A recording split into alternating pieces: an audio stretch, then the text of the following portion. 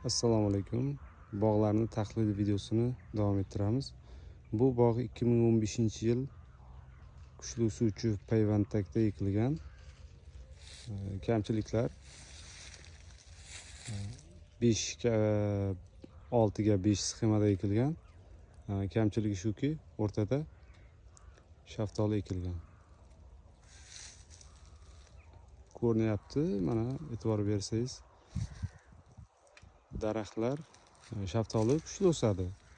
Kuchli o'sgandan keyin daraxtlarni soya solganligi sababli, ozuqalarga raqobatli bo'lganligi sababli ancha rivojlanishdan qoldirgan.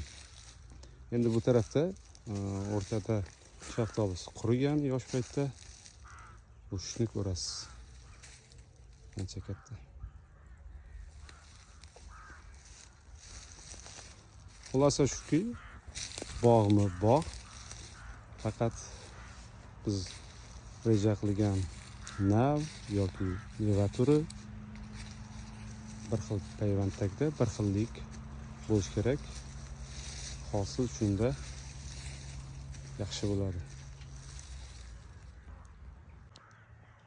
Nafaqat hosil, balki bog' ishlari ham ancha bir xillikda ketsa samarador va iqtisodiy manfaatli bo'ladi.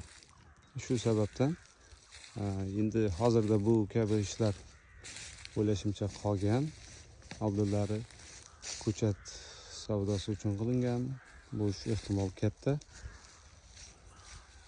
Hozirda bu bog'bonlarimiz ham ancha ilmi oshgan, bu kabi xatolarni qilishmayapti deb o'ylayman.